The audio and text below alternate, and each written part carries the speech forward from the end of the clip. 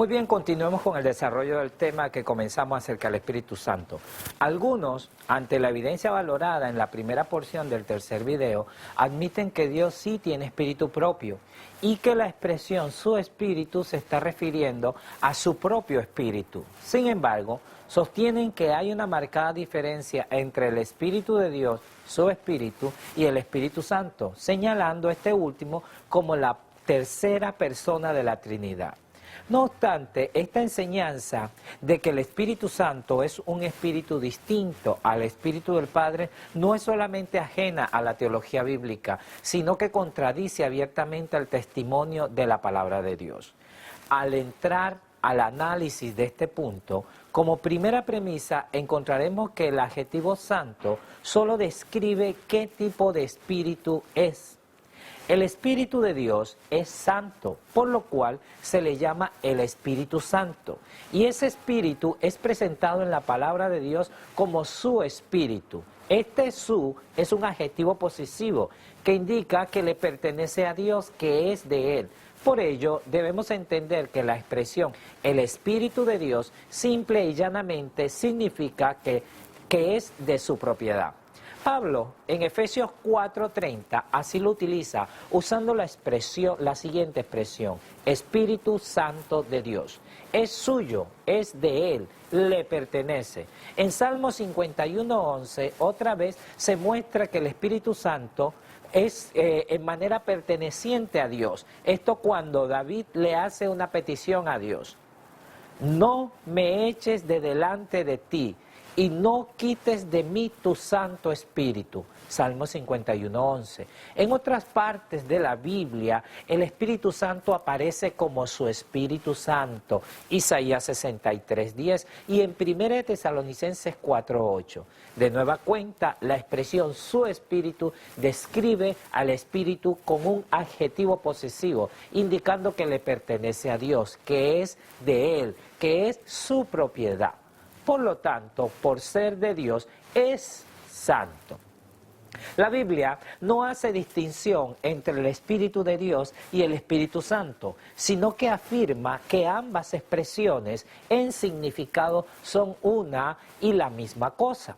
En realidad, lo podemos ver o contemplar en las Escrituras en el siguiente relato bíblico de Mateo 1:18, que declara: y el nacimiento de Jesucristo fue así, que siendo María su madre, desposada con José, antes que se juntase, se halló haber concebido del Espíritu Santo. El versículo 20 menciona: y pensando él en esto, he aquí el ángel del Señor le aparece en sueños, diciendo: José, hijo de David, no temas de recibir a María tu mujer, porque lo que en ella es engendrado del Espíritu Santo es. Y 2 capítulos más adelante, en el bautismo de Jesús, leemos lo siguiente: y he aquí una voz de los cielos que decía: este es mi Hijo amado en el cual tengo contentamiento. Mateo 3:17. De acuerdo al contexto de estos pasajes, es ineludible la pregunta: ¿quién es el Padre de Jesús? ¿Dios el Padre o el Espíritu Santo, la tercera persona de la Trinidad? Si creemos que el Espíritu Santo es un ser distinto a Dios, el Padre, entonces nosotros deberíamos concluir que el Padre de Jesús es el Espíritu Santo, ya que Mateo en manera explícita declara que la concepción de Jesús fue producto del Espíritu Santo. Sin embargo, si aceptamos la evidencia bíblica que muestra que el Espíritu Santo es el Espíritu de Dios, su esencia, fácilmente podríamos explicar que esa aparente contradicción bíblica no existe. Esto porque las acciones del Espíritu Santo son las acciones de Dios, el Padre. Y por ende, quien efectuó la concepción de María fue Dios, el Padre, por medio de su Espíritu.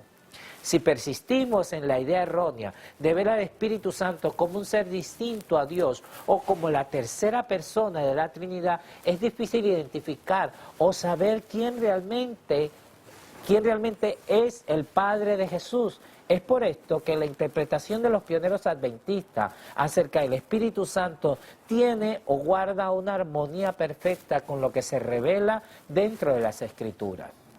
En contraste, veamos un texto utilizado muy frecuentemente para enseñar que el Espíritu es parte de una Trinidad. El pasaje se encuentra en Hechos 5, el versículo 3 y 4, que lee lo siguiente. Y dijo Pedro a Ananías: ¿por qué has llenado, Satanás, tu corazón a que mintieses al Espíritu Santo y defraudases del precio de la heredad? ¿Por qué pusiste esto en tu corazón? No has mentido a los hombres, sino a Dios. En este texto se suele alegar que el Espíritu Santo es Dios. Esto porque al mentirle al Espíritu Santo, se interpreta que se le miente a Dios. Sin embargo, este texto resulta ser una pobre evidencia a favor de la Trinidad, ya que si aceptamos la evidencia bíblica que muestra que el Espíritu Santo es el Espíritu de Dios, su esencia, fácilmente podemos entender que con la palabra Dios que hallamos en el versículo, el autor se está refiriendo al Padre. Y evidentemente esta es la interpretación más lógica si observamos el uso de la palabra Dios a través de los primeros capítulos de este mismo libro de Hechos. Y vemos que vez tras vez, hasta este punto del libro de los Hechos, el autor se está refiriendo al Padre con el uso de la palabra Dios. Sin embargo, vemos que la conveniencia de Trinitario en su argumento trata de ignorar el uso que se le ha dado a esta palabra Dios, la cual ha sido consistentemente usada dentro de este libro de Hechos refiriéndose al Padre, y sugiere que debemos utilizarla como evidencia a favor de una Trinidad. Yo te pregunto, tú que me escuchas, ¿crees, hermano, que esta conducta pueda dar fruto a una sana doctrina? ¿Acaso no deberíamos de ser consistentes en nuestra interpretación con la palabra de Dios? Y es en esto que deberíamos ser bien honestos, en aceptar la evidencia textual. Si ella demandara fuertemente otra interpretación, entonces habría que cambiarla. Incluso uno de los versículos más tarde, en la próxima ocasión donde se vuelve a utilizar la palabra Dios en el mismo libro de los Hechos, muestra una vez más que el autor no usa esta palabra al azar. Respondiendo Pedro y los apóstoles dijeron: es necesario obedecer a Dios antes que a los hombres. El Dios de nuestros padres levantó a Jesús, a quien vosotros matasteis colgándolo en un madero. A este Dios ha exaltado con su diestra por príncipe salvador, para dar a Israel arrepentimiento y perdón de pecados. Y nosotros somos testimonios suyos de estas cosas, y también el Espíritu Santo, el cual ha dado Dios a los que le obedecen. El último versículo de esta porción bíblica distingue entre el regalo, el Espíritu, y su dador, Dios. El Espíritu es el medio por el cual Dios, un ser corporal, se mantiene activo con sus hijos en la tierra.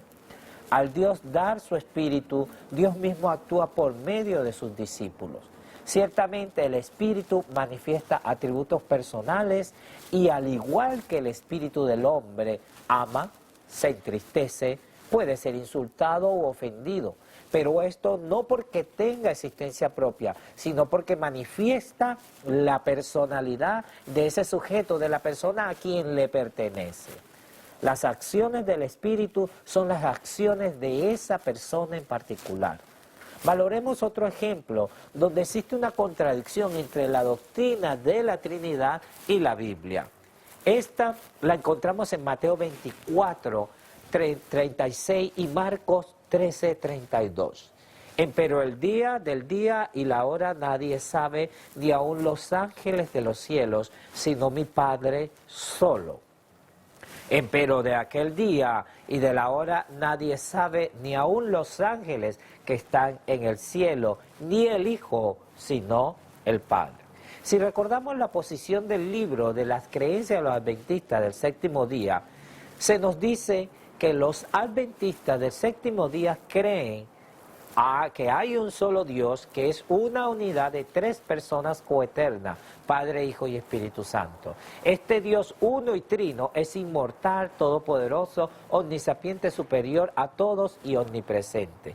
Si seguimos esta misma línea de pensamiento del adventismo moderno, que concibe al Espíritu como un tercer ser divino perteneciente a lo que ellos llaman una Trinidad y por lo tanto poseedor de una omnisapiencia, ¿cómo es posible que esta tercera persona de la Trinidad, la cual es omnisapiente, no sepa el día y la hora de la segunda venida de Jesús? Como respuesta podemos valorar solo dos posibles opciones. La primera es que sencillamente el Espíritu Santo no sabe el día y la hora de la segunda venida. Y la segunda es que Cristo desconocía que existía una tercera persona de la Trinidad, que era omnisapiente.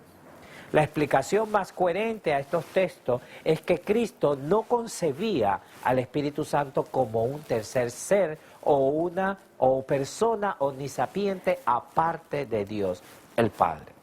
El silencio de Cristo nos demuestra o evidencia que tal doctrina le era extraña y apócrifa. Otros trinitarios en respuesta a este dilema utilizan o citan a 1 Corintios 2:11, donde Pablo declara que el Espíritu conoce lo profundo de Dios. Todo esto para establecer que el Espíritu debe también saber el día y la hora. Sin embargo, esta aparente defensa solo crea un dilema mayor, a saber, crea una contradicción o disputa entre las enseñanzas de Cristo y las enseñanzas de Pablo, ignorando que Pablo explica en el mismo pasaje la razón por la que el Espíritu conoce lo profundo de Dios. Pero Dios nos la reveló a nosotros por el Espíritu, porque el Espíritu todo lo escudriña, aún lo profundo de Dios, porque ¿quién de los hombres sabe las cosas del hombre, sino el espíritu del hombre que está en él? Así tampoco nadie conoció las cosas de Dios, sino el Espíritu de Dios. Si aceptamos la posición bíblica en su plenitud dentro de un contexto global de la Biblia, encontraremos que la razón que el Espíritu conoce lo profundo del Padre es porque el Espíritu de Dios tiene la misma relación con Dios que el hombre tiene con su espíritu. Anteriormente vimos el paralelismo que existe entre Dios y su espíritu con la relación que existe entre el hombre y su espíritu. Y podemos concluir que el Espíritu de Dios es su mente, su ser interior. Y esta es precisamente la enseñanza que Pablo señala o evidencia en el pasaje de 1 Corintios 2, donde establece que la misma relación que el hombre tiene con su espíritu es la que tiene Dios con su espíritu. Esto es muy distinto a las contradicciones y problemas creados al mantener una interpretación trinitaria en estos pasajes. Mientras que por otro lado la interpretación bíblica armoniza y da coherencia a los pasajes de manera perfecta con las palabras de nuestro Salvador. Pero ¿cuál es la verdad capital contenida en toda esta doctrina del Espíritu Santo? ¿Qué es lo que Satanás ha querido ocultar al inventar este engaño? ¿Cuál ha sido el propósito o la intención satánica en querer ocultar esta verdad? ¿Cuál es el propósito de Satanás dentro de todo este engaño patrocinado por la Trinidad al querer ocultar esta verdad bíblica acerca del Espíritu Santo? Para dar respuesta a estas interrogantes, la cual encontramos muy solemne, vamos a valorar el siguiente relato bíblico. Entonces Jehová dijo a Moisés: júntame 70 varones de los ancianos de Israel, y yo descenderé y hablaré allí contigo, y tomaré del espíritu que está en ti, y lo pondré en ellos. Y tomó del espíritu que estaba en él, y púsolo en las 70 varones ancianos, y fue que cuando posó sobre ellos el espíritu, profetizaron, y no cesaron. Entonces respondió Josué, hijo de Nun, ayudante de Moisés, uno de sus jóvenes, y dijo: Señor mío Moisés, impídelos Y Moisés respondió: ¿tienes tú celos por mí? Mas ojalá que todo el pueblo de Jehová fuesen profetas, que Jehová pusiera su espíritu sobre ellos. Estos pasajes nos revelan el hecho de que Dios toma de su espíritu, el cual había sido puesto en Moisés, y lo multiplica 70 veces y lo coloca sobre los 70 ancianos de Israel. Este evento bíblico enseña una gran verdad, donde Dios muestra su propósito de revelarse y morar en su pueblo. Dios puede otorgar su espíritu y con ello otorga su mente, su carácter. Y como lo muestra el ejemplo bíblico, es la voluntad de Dios y su deseo hacerse presente en sus hijos hoy día, como tal cual como lo hizo con Israel. Lo sublime bíblicamente hablando es que esto constituye la promesa de esperanza de parte de un Dios amante para su pueblo penitente. El mensaje es, mis hermanos, que podemos tener el Espíritu de Dios, podemos obtener su Espíritu y con ello tener su mente, tener su carácter. Y esta verdad es bíblica, es profética y fue revelada en el libro de Joel, en el capítulo 2, en los versículos 28 y 29. Y será que después de esto derramaré mi espíritu sobre toda carne y profetizarán vuestros hijos y vuestras hijas y vuestros viejos soñarán sueños y vuestros mancebos verán visiones. Y aún también sobre los siervos y sobre la sierva derramaré mi espíritu en aquellos días. Todo esto es lo que conocemos dentro de la doctrina bíblica como la lluvia tardía, la cual es descrita por el profeta como la recepción del Espíritu Santo, que no es otra cosa que la presencia misma de Dios en el alma del creyente. Y por ende, al recibir su Espíritu, lo recibimos a Él, un Dios vivo morando plenamente en templos vivientes, seres redimidos del pecado y revelando un carácter inmaculado ante el universo. Veamos lo que nos dice el profeta Oseas. Conozcamos al Señor, insistamos en conocerlo, su venida es tan segura como el alba, vendrá a nosotros como la lluvia tardía y temprana que riega la tierra. La mensajera del Señor lo ilustró con las siguientes palabras: al concedernos su espíritu, Dios se da a sí mismo, haciéndose Él mismo una fuente de influencias divinas para dar salud y vida al mundo. La recepción del Espíritu Santo no es otra cosa sino la presencia misma de Dios en el alma. Desde las edades eternas había sido el propósito de Dios que todo ser creado, desde el resplandeciente y santo serafín hasta el hombre, fuese un templo para que en él habitase el Creador. A causa del pecado, la humanidad había dejado de ser templo de Dios. Ensombrecido y contaminado por el pecado, el corazón del hombre no revelaba la gloria del ser divino. Pero por la encarnación del Hijo de Dios se cumple el propósito del cielo. Dios mora en la humanidad y mediante la gracia salvadora, el corazón del hombre vuelve a ser su templo. Es en espíritu que Dios mora en nosotros. Es por medio de su espíritu que Dios piensa hacer su obra de santificación, de purificación en su iglesia. Es por medio de su espíritu que Dios piensa reproducir el carácter de Cristo en cada creyente.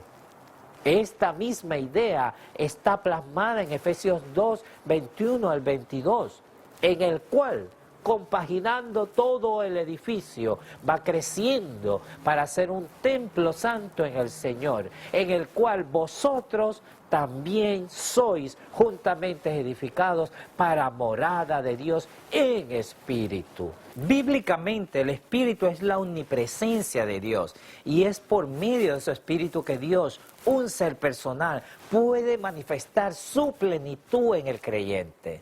Bueno, hagamos un breve resumen de lo estudiado hasta este momento. Como primer punto fue establecer la comprensión cabal que Dios es un ser corpóreo, con dimensiones y forma, siendo nosotros hechos a su semejanza. Como segundo punto encontramos que Dios, al igual que nosotros, posee un espíritu, de tal manera que observamos varios textos donde Pablo y otros autores bíblicos le atribuyen, le confieren una relación similar a Dios con su espíritu, a la que el hombre tiene con su espíritu.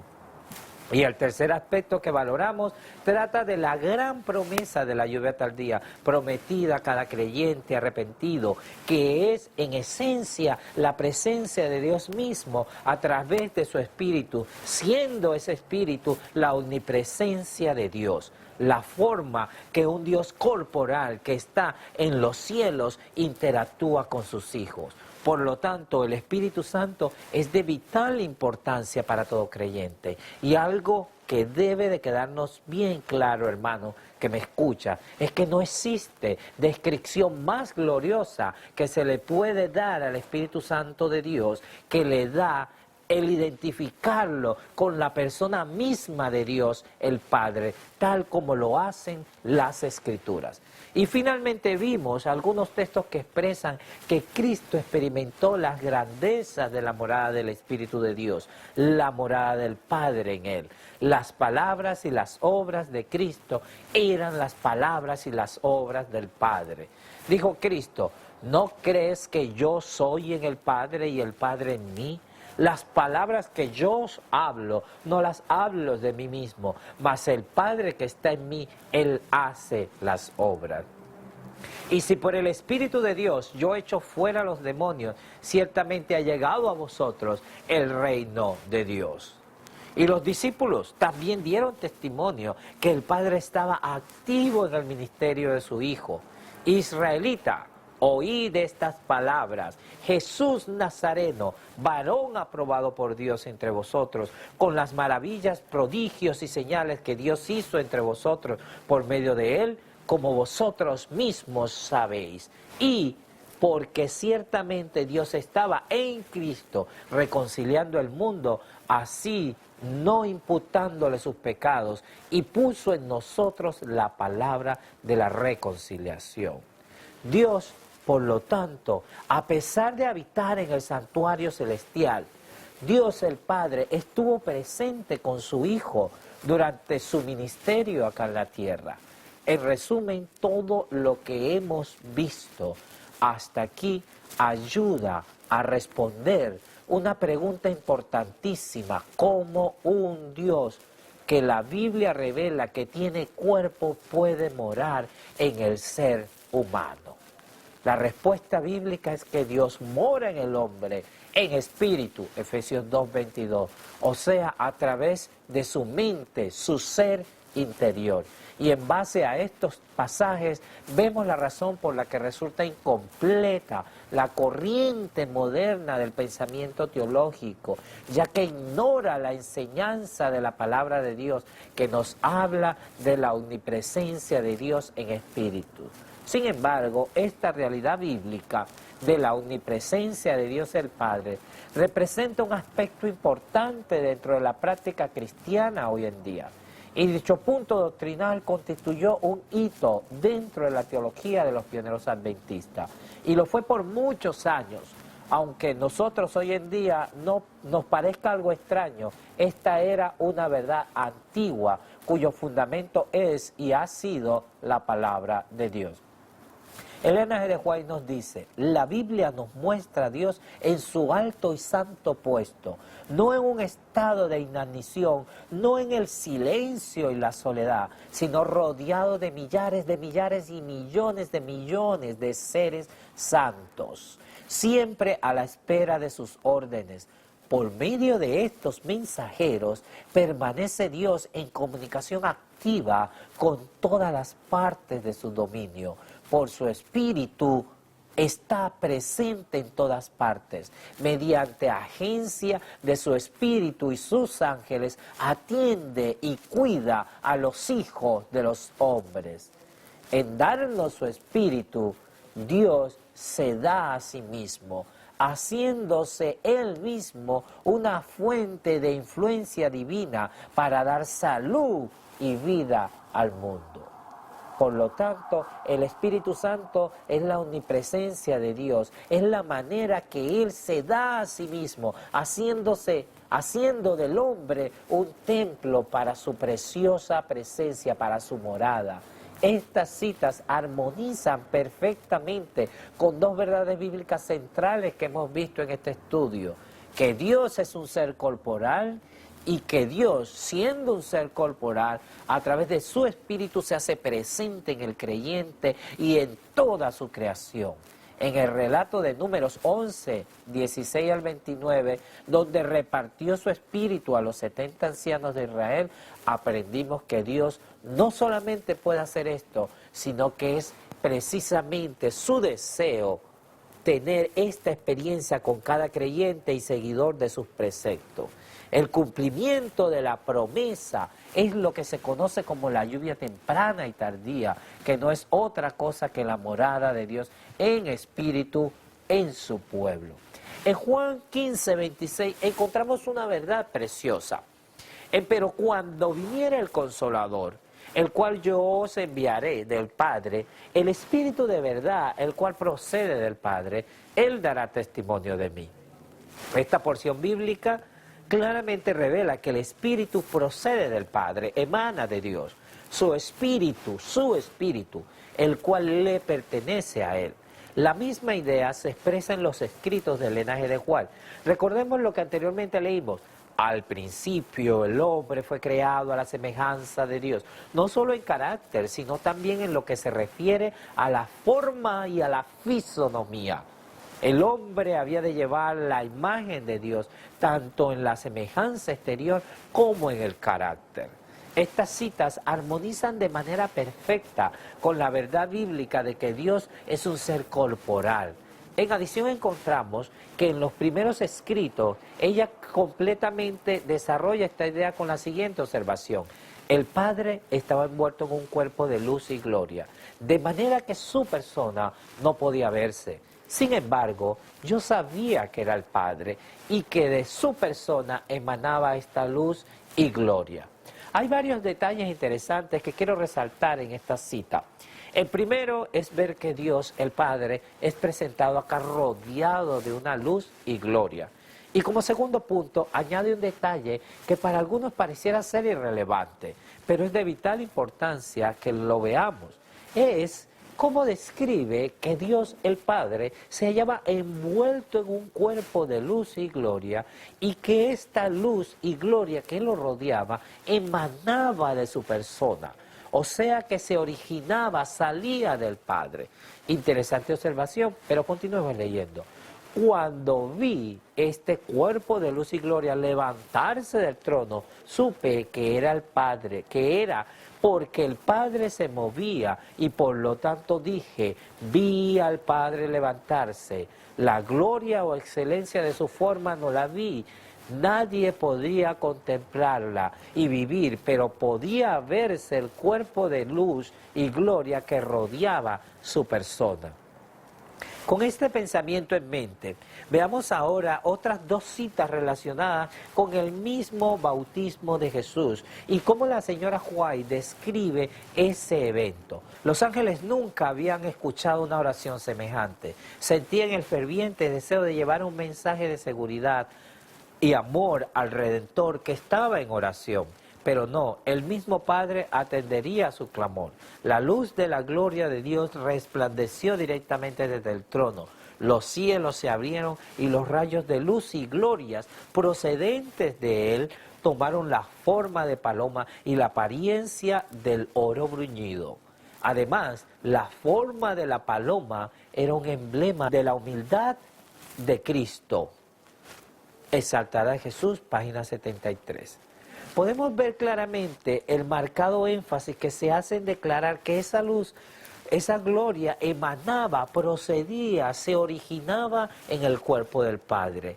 Es lo que tomó la forma de una paloma. Por conclusión, al relacionar este escrito con los evangelios, podemos deducir que la paloma que se hizo presente en el relato del bautismo de Jesús, según nos dice Mateo 3, 16 al 17, claramente es el Espíritu Santo.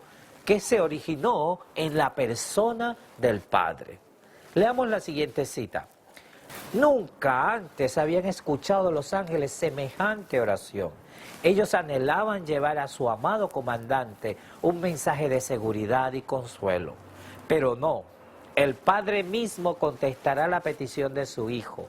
Salen directamente del trono los rayos de su gloria, los cielos se abren y sobre la cabeza del Salvador desciende una forma de paloma de la luz más pura, emblema adecuado del manso y humilde. Su persona estaba bañada de la luz que rodea siempre el trono de Dios. Su rostro dirigido hacia arriba estaba glorificado, como nunca antes habían visto ningún rostro humano. Esta segunda cita da un complemento a las anteriores, con declaraciones tales como el Padre estaba envuelto en un cuerpo de luz y gloria.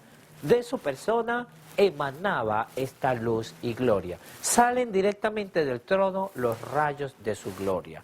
Los rayos de luz y gloria procedentes de él tomaron la forma de una paloma.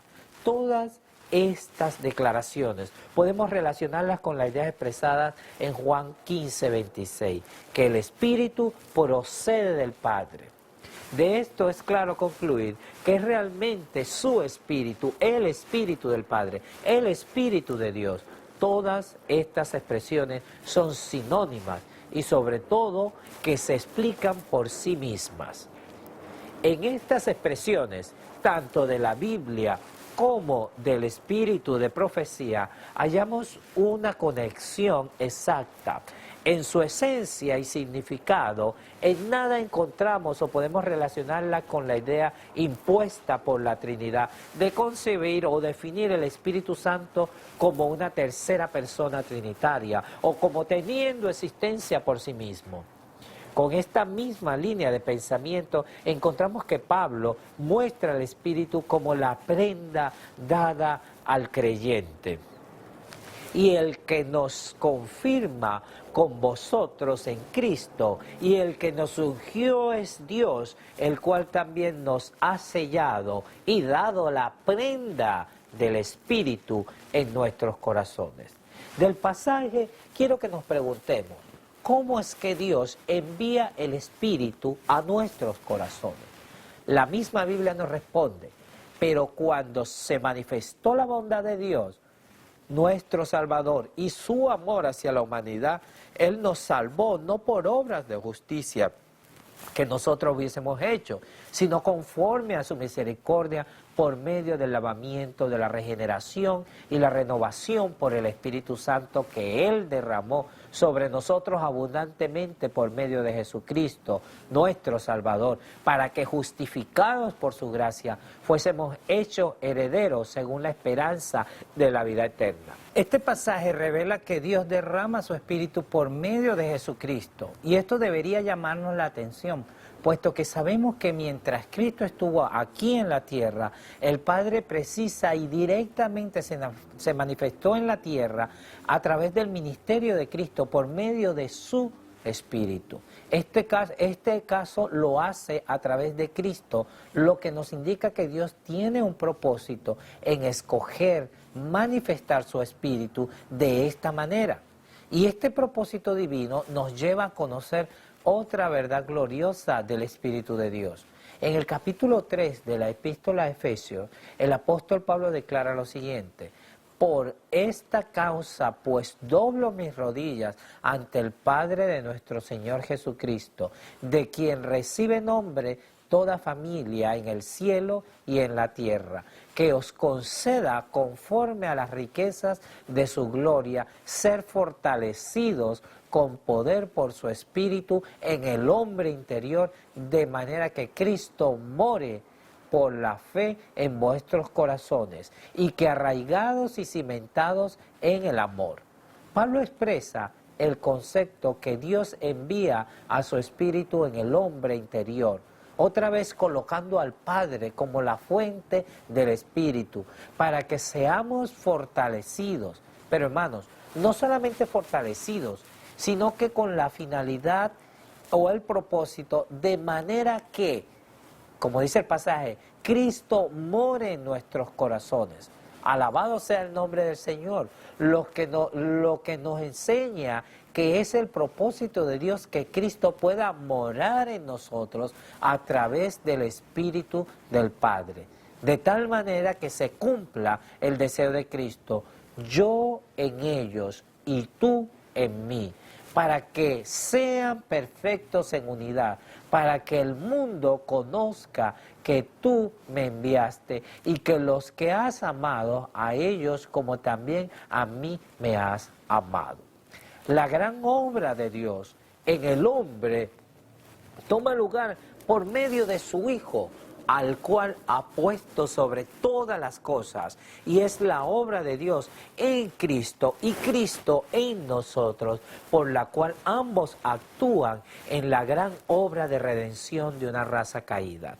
En Hebreos 13, 20, 21 nos dice, y el Dios de paz, que sacó de los muertos a nuestro Señor Jesucristo, el gran pastor de las ovejas, por la sangre del testamento eterno, os haga acto en toda obra buena, para que hagáis su voluntad, haciendo Él, ¿haciendo quién? ¿El Padre? En vosotros lo que es agradable delante de Él, por Jesucristo, al cual sea la gloria por los siglos de los siglos. Amén.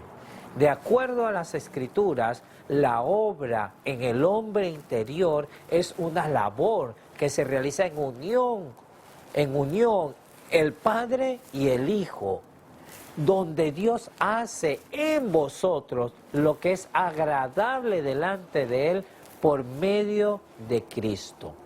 Entonces, queda evidente que Dios, quien mora en nosotros en espíritu, según Efesios 2:22, nos da su espíritu, de manera que con el propósito, con la finalidad de que Cristo también pueda morar en nuestro ser interior, según Efesios 3, 14 al 17.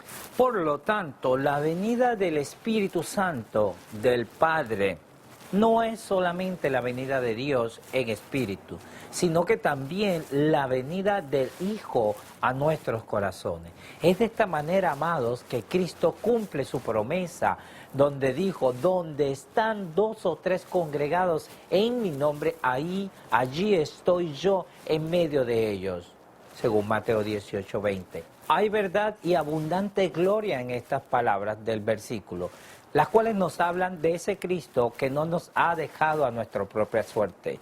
No estamos luchando solos contra el pecado. Estos versículos nos hablan de un Cristo que está activo en salvarnos. Ese Cristo que, a pesar de estar morando ahora mismo en el cielo como un ser corporal, se hace presente a través del Espíritu en su pueblo. Cristo no dijo estas palabras como un concepto liviano. No te encuentres entre aquellos que, al escuchar estas promesas, niegan que realmente está con nosotros, y más bien creen que envió a la tercera persona de una Trinidad. Te pido, hermano, que creas mejor en las palabras de aquel que vive y vivirá para siempre, en las palabras de aquel que ha prometido, he aquí, yo estoy con vosotros todos los días hasta el fin del mundo. Esta enseñanza es de un Cristo omnipresente por medio del Espíritu del Padre. Se puede ver en el capítulo 14 del Evangelio de San Juan. Hay varios elementos en este relato que quisiera resaltar, que dejan clara la verdad de la cual estamos hablando hoy día. Es en Juan 14 donde leemos, si me amáis, guardad mis mandamientos, y yo rogaré al Padre y os dará otro Consolador para que esté con vosotros para siempre, al Espíritu de verdad, al cual el mundo no puede recibir porque no le ve ni le conoce, mas vosotros le conocéis porque está con vosotros y será en vosotros. Quisiera llamar la atención al versículo 16 y 17, donde Cristo declara que le rogaría al Padre, el cual nos daría otro consolador, al Espíritu de verdad. Y quisiera que reflexionáramos en unas palabras muy ignoradas por los trinitarios, al decir, al Espíritu de verdad, al cual el mundo no puede recibir porque no le ve ni le conoce. Aquí Cristo declara dos razones por la cual el mundo no puede recibir al Espíritu de verdad. Y sus discípulos sí le pueden recibir. Leámoslo otra vez. Al cual el mundo no puede recibir. ¿Por qué? Porque no le ve ni le conoce. No deberíamos preguntarnos si el mundo no podía recibir el Espíritu de verdad, ¿por qué no le veía ni le conocía? Si no lo podía recibir por esto, entonces, ¿desde cuándo los discípulos pudieron ver y conocer el Espíritu para poderlo recibir? ¿Sabes que estas palabras de Cristo deben ser ciertas? Si queremos armonizar los textos que hemos leído, que declaran que Él viene a nosotros en espíritu, deberíamos entonces tener una valoración contextual de toda la idea. Los discípulos veían y conocían a Cristo de una manera que el mundo no le conocía. Sin embargo, estas palabras también deben de aplicar al Padre, entendiendo todas estas declaraciones bajo lo que venimos sosteniendo, que el Espíritu Santo es el Espíritu de Dios, es decir, la esencia de Dios, el Padre. Todo esto nos levanta unas interrogantes. ¿Qué evidencia podemos tener que los discípulos conocían al Padre? Para contestar esta pregunta te invito a que prestes atención a las palabras de Cristo en el versículo 6 y 7 de este mismo capítulo. Yo soy el camino y la verdad y la vida, y nadie viene al Padre sino por mí. Si me amáis, conocéis también a mi Padre, conoceréis, y desde ahora le conocéis y le habéis visto.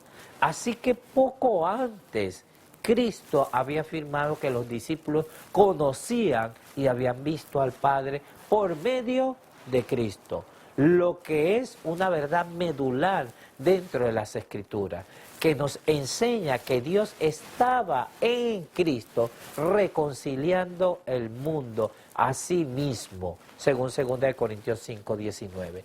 Las palabras y las obras de su Hijo eran las suyas, establecido en Juan 14:10.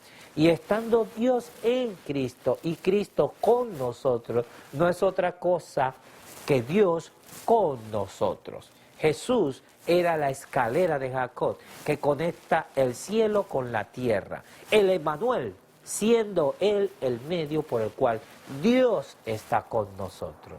La reflexión es, si por el contrario sostenemos que el Espíritu Santo es un tercer ser que existe por sí mismo como parte de la Trinidad, ¿desde cuándo conocían y habían visto los discípulos dicho ser? El Trinitario sostiene que su doctrina enseña que quien ve y conoce a Jesús también ve y conoce al Padre e igualmente al Espíritu Santo. Pero es en este punto donde está el error del Trinitario, pues la verdad para ellos es establecida por su posición y no por revelación. El Trinitario cree que un tercer ser también cumple con estos requerimientos, no porque la Biblia lo diga, sino porque su doctrina lo dice. En su lugar, la Biblia nos presenta un panorama distinto, nos habla de la presencia de Cristo en el corazón del creyente por medio del Espíritu del Padre. La obra en conjunto del Padre y el Hijo en el hombre es una obra de carácter vital para el creyente. Repetimos las palabras de Hebreos 13, 20 y 21. Y el Dios de paz, que sacó de los muertos a nuestro Señor Jesucristo, el gran pastor de las ovejas, por la sangre del testamento eterno, os haga apto en toda obra buena, para que hagáis su voluntad, haciendo Él, el Padre, en vosotros lo que es agradable a su gloria, por los siglos de los siglos. Amén. La venida del Espíritu Santo no es solamente la morada del Padre en nosotros, sino también de Cristo. Dios ha dado su Espíritu de manera que Cristo more en nuestros corazones, según Efesios 3, 14 al 17. Y estando Cristo en nosotros, Dios también obra en nosotros. Su divina voluntad. Esto nos habla de la omnipresencia de Cristo a través del mismo Espíritu, el Espíritu de Dios, el Espíritu del Padre. El resto del relato en Juan 14 muestra claramente que Cristo quiso compartir esta verdad de un Cristo omnipresente a sus discípulos. Inmediatamente después de decir que enviaría al Espíritu de verdad, Cristo nos dice, y yo rogaré al Padre y os dará otro consolador para que esté con vosotros para siempre, al Espíritu de verdad, al cual el mundo no puede recibir porque no le ve ni le conoce. Mas vosotros le conoceréis porque está con vosotros y será en vosotros. No os dejaré huérfanos, vendré a vosotros aún un poquito y el mundo no me verá, mas empero vosotros me veréis, porque yo vivo y vosotros también viviréis. Cristo aquí menciona que el mundo no le verá más, pero que sus discípulos sí lo verán. Esta venida no se puede estar refiriendo a la segunda venida, pues en Apocalipsis 1:7 dice, he aquí que viene con las nubes de los cielos, y todo ojo le verá, y los que le traspasaron, y todos los linajes de la tierra harán lamentación por él. Y en Mateo 24:27, Cristo mismo declaró, porque como el relámpago que sale del oriente y se muestra hacia el occidente, hasta el occidente, así será también la venida del Hijo del Hombre. Así que esto nos habla que las palabras de Cristo, vendré a vosotros, se refiere a un evento totalmente distinto. Cristo continúa diciendo, en aquel día vosotros conoceréis que yo estoy en mi Padre y vosotros en mí y yo en vosotros. El que tiene mis mandamientos y los guarda, aquel es el que me ama, y el que me ama será amado de mi Padre y yo le amaré y me manifestaré a él. Dícele Judas, no es Iscariote, Señor, ¿qué hay? ¿Por qué te hallas de manifestar a nosotros y no al mundo? Antes de esta pregunta, Cristo respondió, el que me ama, mi palabra guarda y mi Padre le amará. Y vendremos a él y haremos morada con él. Estas palabras reafirman la verdad que hemos estado hablando en estos últimos minutos, y es a saber que la venida del Espíritu no es solamente la venida de Cristo, sino también la venida del Padre. Es la obra en unión del Padre y el Hijo. Y con estas palabras se nos hace aún más fácil entender las palabras de Pablo en 2 Corintios 13:14, donde nos dice, la gracia del Señor Jesucristo, el amor de Dios y la comunión del Espíritu Santo sean con todos vosotros. La comunión del Espíritu es comunión con el Padre y el Hijo. Lo declara Juan 1:3. Lo que hemos visto y oído, eso os anunciamos para que también vosotros tengáis comunión con nosotros. Y nuestra comunión verdaderamente es con el Padre y con el Hijo Jesucristo. Muy a pesar de toda esta implicación, a los discípulos se les hacía incomprensible cómo este Cristo que sus ojos contemplaban, que sus oídos escuchaban, pudiera ser visto por ellos y no por el mundo. De este problema, la pionera escribió lo siguiente, que Cristo se les manifestara, que al mismo tiempo fuera invisible para el mundo, era un misterio para los discípulos. No podían entender las palabras de Cristo en su sentido espiritual. Estaban pensando en una manifestación externa y visible. No podían entender el hecho de que podían gozar de la presencia de Cristo mientras éste fuera invisible para el mundo. No podían entender el significado de una manifestación espiritual. Las Escrituras muestran que los discípulos eventualmente entendieron esta enseñanza, pero lamentablemente hoy día aún se desconoce el significado de las palabras de Cristo y de igual manera no entiende que pueden tener la presencia de Cristo aunque Él fuera invisible para el mundo. En su carta a los Colosenses, Pablo escribe, ahora me gozo en lo que padezco por vosotros y cumplo en mi carne lo que falta de las aflicciones de Cristo por su cuerpo, que es la iglesia, de la cual fui hecho ministro según la administración de Dios que me fue dada para con vosotros, para que anunciéis cumplidamente la palabra de Dios, el mismo que había estado oculto desde los siglos y edades, pero que ahora ha sido manifestado a sus santos, a quienes Dios quiso dar a conocer las riquezas de la gloria de este ministerio entre los gentiles, que es Cristo en vosotros, la esperanza de gloria. Esta verdad no necesita ser un misterio en tu vida. Es el deseo de Dios que Cristo more en ti y que con su presencia seas lleno de las riquezas del Evangelio. En su segunda carta a los Corintios, Pablo nos dice, hablándole al pueblo judío, dice, mas cuando se convirtieron al Señor el velo se le quitará, porque el Señor es el Espíritu, y donde está el Espíritu del Señor, allí hay libertad. En lo que acabamos de citar hay una trascendencia del pensamiento bíblico, cómo se obra la santificación en el hombre. Es Cristo morando plena y cabalmente en ti que hace esa santificación. Y si tú, hermano que me escuchas, entiendes esta gran verdad, podrás tener todas las bendiciones que trae el conocer al verdadero Consolador, que es Cristo en ti, la esperanza de gloria. Repetimos las palabras de Pablo, porque el Señor es el Espíritu, y donde está el Espíritu del Señor, ahí hay libertad. Si tuvieras duda en saber a quién Pablo se está refiriendo como Señor, solo tendrías que leer unos versículos más adelante, donde el apóstol escribe, porque no nos predicamos a nosotros mismos, sino a Cristo Jesús como Señor, y a nosotros como siervos de ustedes por amor de Jesús. En el texto de este discurso queda claro que Cristo es el Señor y que Cristo es mostrado a través del Espíritu. En su venida se otorga la libertad y esto es porque en Cristo tenemos una gran ayuda contra la lucha contra el pecado. Él venció y Él viene a ti para ayudarte a vencer.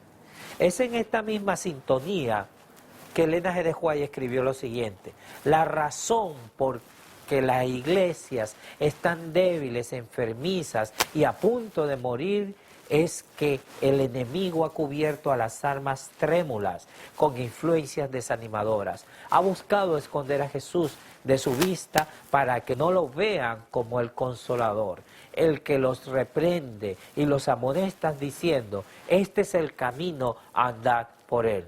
Cristo tiene todo el poder de los cielos y en la tierra y puede fortalecer a los vacilantes y corregir a los errados. Él puede inspirar confianza, esperanza en Dios, y la confianza en Dios siempre produce confianza mutua.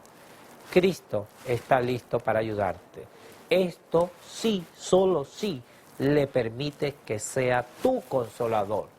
En otro lugar, la mensajera escribe, Cristo vivía rodeado de la presencia del Padre, y nada le aconteció que no fuese permitido por el amor infinito, para bien del mundo.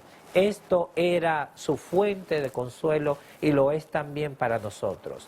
El que está lleno del Espíritu de Cristo mora en Cristo. El golpe que se le dirige a él cae sobre el Salvador, se lo rodea con su presencia. Todo cuanto le suceda viene de Cristo. No tiene que resistir el mal porque Cristo es su defensor. Nada puede tocarlo sin el permiso de nuestro Señor, y todas las cosas cuya ocurrencia es permitida a los que aman a Dios les ayudan a bien. Finalmente, a los que actualmente siguen a Cristo, tanto como a los primeros discípulos, van dirigidas las siguientes palabras. Toda potestad me es dada en el cielo y en la tierra. Por tanto, id y doctrinad a los gentiles, id por todo el mundo, predicad el Evangelio a toda criatura. Y para nosotros también es la promesa de su presencia. He aquí yo estoy con vosotros todos los días hasta el fin del mundo. Hoy no acuden muchedumbres al desierto curiosas de oír y de ver a Cristo. No se oye su voz en las calles bulliciosas, tampoco se oye gritar en los caminos: ¿qué pasa, Jesús Nazareno? No obstante, es así. Cristo pasa invisiblemente por nuestras calles, viene a nuestras casas con palabras de misericordia, está dispuesto a cooperar con los que procuran servir en su nombre. Está en medio de nosotros para sanar y bendecir si consentimos en recibirlo. Cristo desea morar en ti y hacer de ti su casa. La palabra de Dios establece que el Señor es el Espíritu. Acéptalo.